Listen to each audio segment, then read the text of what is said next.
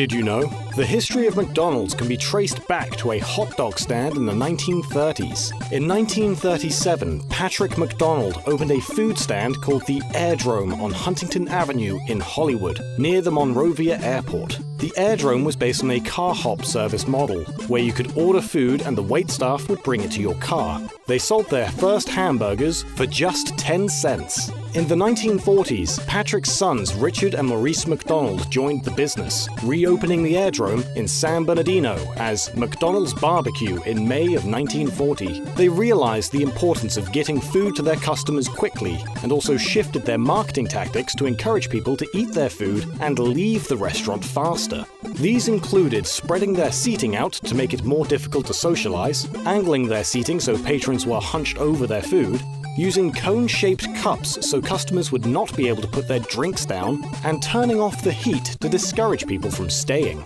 Eventually, they eliminated their car hop service and tables in favor of a self-service model they called the Speedy Service System.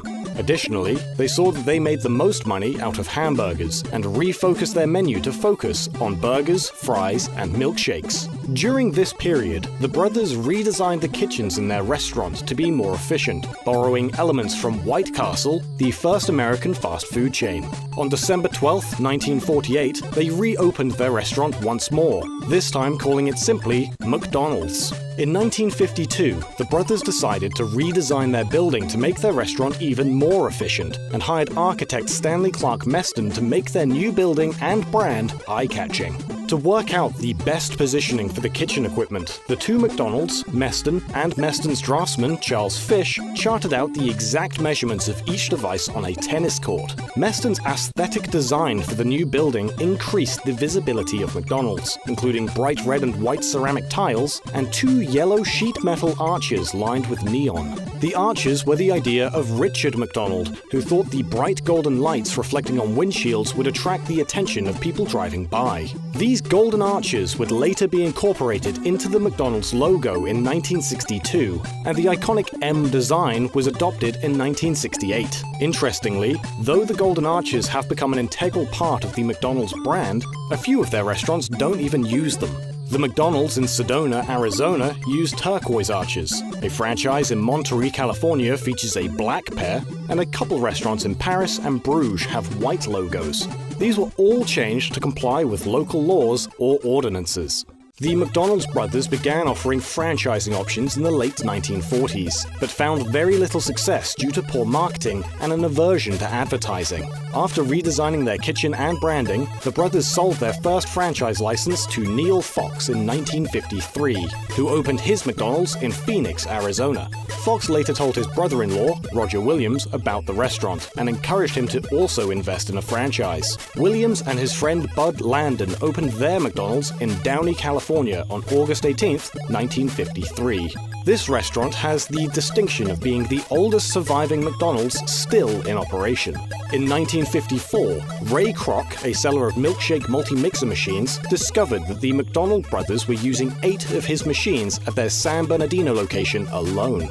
His interest piqued, Kroc visited the store and saw great potential in the McDonald's format of fast food restaurant. Using his knowledge of marketing, Kroc suggested that the McDonald brothers franchise the restaurant beyond the Southwest, but the brothers were skeptical that the self-service model would interest customers in colder or wetter climates.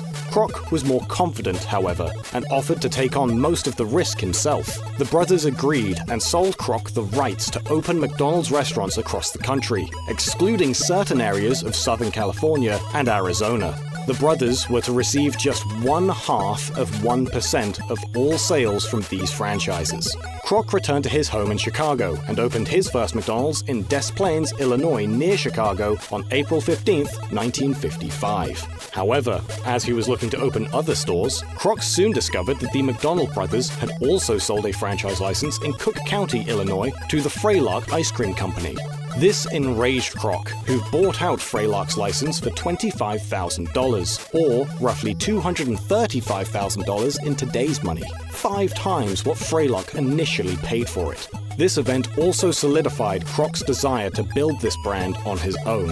In 1955, Kroc sent a letter to Walt Disney, whom he'd met during World War I when they both lied about their age to join the Red Cross. Kroc proposed opening McDonald's stores in Disneyland, which was under construction at the time. Disney replied cordially and forwarded Kroc's proposal to executives in charge of concessions at the park. According to some versions of this story, Disney agreed to let McDonald's restaurants into his park, but insisted that they raise the price of fries by 5 cents so that Disney could profit. Kroc refused to do this because he did not want to gouge his customers. This version of events seems unlikely and has little evidence, however. Investigative journalist Eric Schlosser has speculated that the pitch simply went nowhere and that someone within the McDonald's company wanted to put a more positive spin on the story. In 1959, Kroc had opened over 100 McDonald's restaurants, and in 1961, he bought the name, brand, and franchise outright from the McDonald brothers for $2.7 million.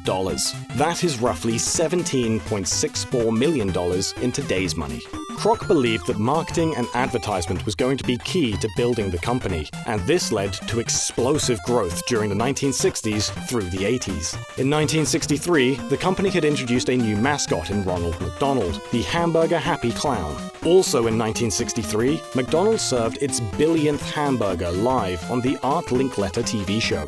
The company went public in 1965 with expansion into international markets starting in 1967. They followed Wendy's lead by opening their first drive-thru restaurant in Sierra Vista, Arizona in 1975. Many of McDonald's most iconic and popular items were also introduced during this period.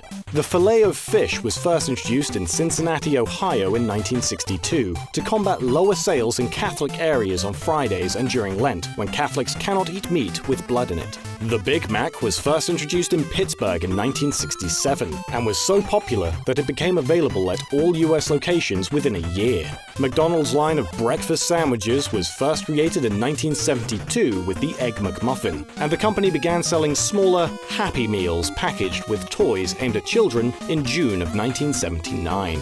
In the early 1980s, McDonald's became embroiled in a fast food arms race with several other chains known as the Burger Wars.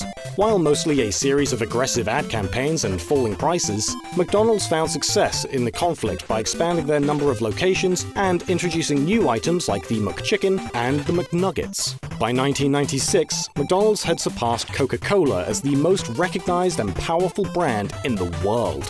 However, despite this continued success, McDonald's stumbled frequently during the 90s and noughties. The public perception of the quality of McDonald's food had fallen greatly by this point, with blind taste testers frequently placing McDonald's hamburgers behind those of Wendy's and Burger King. Perhaps the best demonstration of the general distaste for McDonald's food during this period came during their partnership with Beanie Babies in the late 1990s. The two companies offered exclusive Teeny Baby plush dolls in McDonald's Happy Meals, but people commonly bought the meal just for the plushes and threw the food away. Additionally, in 1962, McDonald's introduced supersized meals, which came with extra fries and a larger soft drink. Though the option was popular, it drew the criticism of healthcare professionals and was often linked to the obesity epidemic in the United States. Several people actually tried suing McDonald's, claiming that the company's food had made them obese. In 2004, independent filmmaker Morgan Spurlock released his documentary, Super Size Me, which saw Spurlock eat nothing but McDonald's for a month to declining health. Shortly after the film was released, McDonald's announced they were eliminating supersizes from their menu and introducing several salad options in an attempt to offer healthier choices. Though McDonald's began this campaign as a way to combat their image as a market for unhealthy foods, they insisted that the decision was not a response of Super Size Me's release. The company explained, "We do agree with the film's core argument that if you eat too much and do too little, it's bad for you." In recent years, McDonald's has remained a successful company and brand and remains America's #1 fast food chain. However, they have still faced several troubles. Many millennials dislike the brand, with 26% of them going as far as to say McDonald's had a negative impact on their community in 2017. In comparison, just 8% of seniors felt the same way. Additionally, in 2016, only 20% of millennials had reported even trying a Big Mac. The company has made several changes in an attempt to win over the demographic, including a more diverse menu with healthier and more natural options. Additionally, in 2015, the company began rebranding the interior of their restaurants in the United States to be more comfortable and inviting. Interestingly, many of these interior designs were imported directly from McDonald's restaurants in Canada, Europe, and Australia. McDonald's has undoubtedly had a massive impact on the fast food industry and on popular culture. The company is one of the largest employers in the United States, and according to the book Fast Food Nation, roughly 1 in 8 American workers had been employed by McDonald's at some point in their lives. McDonald's sells about 75 hamburgers every second and feeds an estimated 68 million people every day, a number higher than the population of Great Britain. Interestingly, the Queen of England purchased a retail park in Slough, Berkshire in 2008, giving the Crown ownership of a drive-through McDonald's in the area. The sheer number of McDonald's locations also makes the company one of the world's largest owners of real estate, with their assets estimated to be worth more than $28 billion in 2015. Additionally, in 2004, McDonald's estimated that about 20% of their sales involved Happy Meals, which made McDonald's the largest distributor of toys in the world. Presently, more people on Earth recognize the Golden Arches than they do the Christian Cross. Who's that? McDonald. George W. Bush? No, that's a good guess, though. Did you also know that for 10 whole years the Oreo cereal was only available in South Korea? Or that over 500 billion Oreos have been made to this day? For more facts, check out our video on Oreo cookies.